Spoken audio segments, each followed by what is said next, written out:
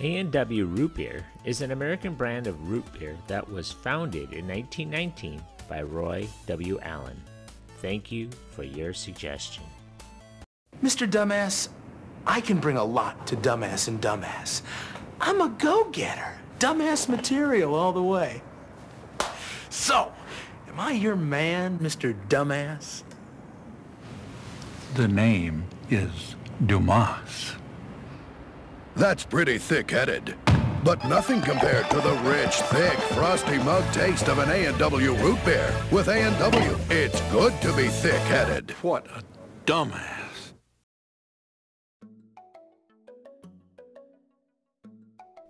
Roy W. Allen opened a roadside root beer stand in Lodi, California in 1919. Allen was an ambitious entrepreneur who, at the turn of the 20th century, became widely known throughout the southwestern United States for buying, renovating, and selling older hotels and motels. Having become acquainted with a recipe for a root beer that a pharmacist had given him at a soda fountain while he was arranging a hotel deal in Tucson, Arizona, Allen purchased the recipe and opened a hamburger and root beer stand in Lodi, California in June of 1919.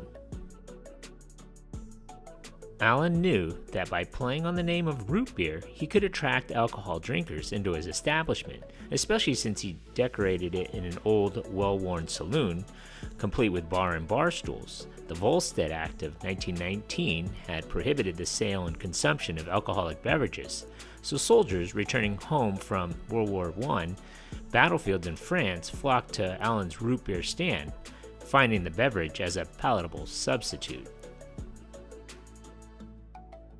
By the summer of 1920, in order to meet the growing demand for his product, Allen opened a second root beer stand in Stockton, California.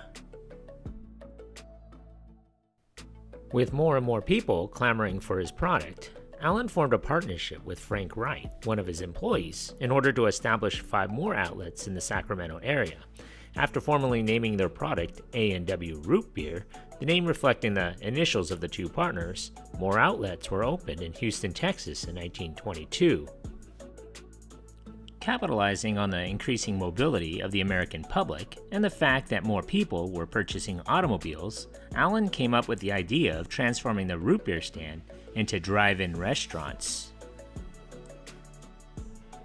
As people headed downtown in their cars on steamy summer evenings, Allen attracted them to his root beer stand by providing car hop services. Modeled after the bellhops of exclusive hotels, tray boys were hired to deliver root beer to customers while they sat in the comfort of their automobiles. By 1924, with the popularity of his soft drink and drive-in outlet assured, Allen decided to buy Wright's share of the business. At the same time, Allen registered the name A&W Root Beer and the A&W logo with the United States Patent and Trademark Office, and began a comprehensive strategy to expand his business throughout the western United States. His first move was to establish a franchise restaurant chain for A&W Root Beer stands, selling the rights to franchises in Oregon, California, Washington, Nevada, and Arizona to 2 businessmen, H.C. Bell and Lewis Reed. The outlets within these states were renamed Reed and Bell Root Beer. Then Allen moved to Salt Lake City, Utah, and restarted his business by selling A&W franchises throughout the United States, except for the 5 states where he had sold the rights to Bell and Reed. Allen created the very first restaurant chain in America. Demanding and meticulous in his franchise agreements, Allen stipulated in each contractual agreement the precise design and floor plan of each root beer drive-in restaurant, the design and weight of the mugs his root beer was to be served in, and the mixture of the brew that had established his reputation, that had given him his fortune. Franchise owners could use the A&W name and logo and purchase concentrated root beer syrup from Allen. By 1933, there were more than 170 A&W franchises. Atop of this, there was no common menu, architecture, or set of procedures, and some chose to also sell food. By the end of 1941, when the United States entered World War II, more than 260 A&W outlets were in the operation. Unfortunately, the advent of the war had a negative impact on A&W Root Beer drive-ins. Not only there was a shortage of employees, caused by young men going to the war and young women taking jobs to fuel the production of wartime materials, but the essential ingredients to make root beer were simply not available. Sugar and extract were scarce commodities, rationed carefully to the American public for consumption.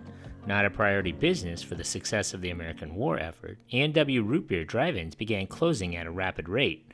When the war ended in 1945, nearly 80 of the A&W outlets across the country had been forced to close due to shortages resulting from the war. With soldiers returning from overseas and the government's offer of easy-to-obtain GI loans, hundreds of new A&W outlets opened across the United States. By 1950, over 450 A&W outlets were in operation. However, Allen suddenly decided to sell the business he had founded due to an illness with his wife. A businessman from Nebraska, Gene Hertz, became the new owner and immediately incorporated his holdings to the A&W Root Beer Company. Hertz's management style allowed individual franchisees to run their business as they pleased, including marketing and public relations functions.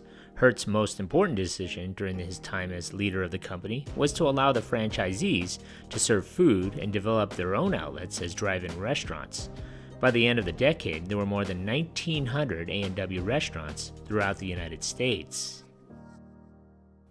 Growing discontent among the franchisees led Hertz to sell the company in 1963 to the J. Hungerford Smith Company, the firm which had been brewing the root beer extract and bottling since 1919. Hungerford was acquired by the United Fruit Company just 3 years later, and in 1970, management at United Fruit Company decided to merge with AMK Corporation in order to form United Brands Company. In 1971, United Brands formed a wholly owned subsidiary, A&W Distributing Company, to retail its root beer. After test runs in Arizona and California, the products were distributed nationally, including a sugar-free, low-sodium, and caffeine-free versions. In 1974, A&W introduced the Great Root Bear, a mascot that served as a goodwill ambassador for the brand.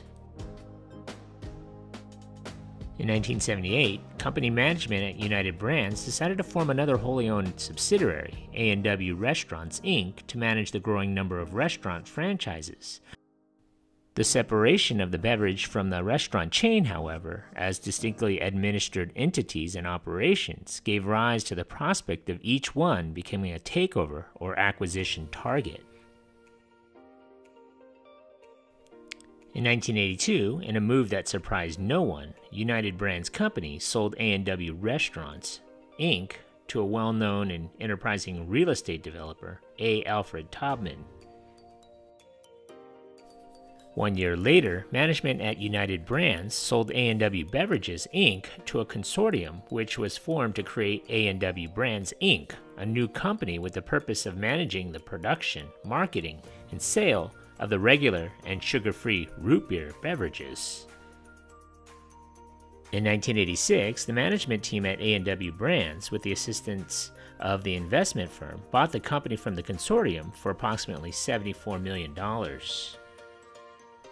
Losing no time in consolidating its market position, A&W Brands introduced A&W Cream Soda and A&W Diet Cream Soda in 1986, reformulated sugar-free A&W Root Beer in 1987 using NutraSweet and renamed it Diet A&W Root Beer, and purchased Squirt Co., the producer of Squirt soft drinks. 1 year later, A&W Brands acquired Vernors, the manufacturer of Vernors Ginger Ale. By 1989, the company's cream soda had captured more than 40% of the total market share for that beverage. Management at A&W Restaurants had standardized a menu for all franchisees to follow and aggressively expanded its operations. In 1989, the company reached a major agreement with Carousel Snack Bars to redesign nearly 200 mall and food court outlets and convert them to A&W hot dogs and more over a period of 2 years. In 1994, A&W Restaurants, Inc. was purchased by Sagittarius Acquisitions. In 2000, it was sold to the Yorkshire Global Restaurants. In 2002, Yorkshire Global Restaurants was acquired by Tricon Global Restaurants, Inc., soon to be renamed Yum Brands, Inc., who currently operates such internationally known brands as KFC, Pizza Hut, and Taco Bell. In 1974, A&W reached its peak at 2,400 restaurants. When A&W celebrated its centennial birthday on June 20th, 2019, A&W had about 1,000 units worldwide. In October of 1993, A&W Beverages was folded into Cadbury Beverages. It spun off its U.S. beverages business as Dr. Pepper Snapple Group in 2008. Today, you can pretty much find A&W Root Beer on store shelves. A&W Root Beer is served at A&W Restaurants, but is no longer part of the same company as it once was.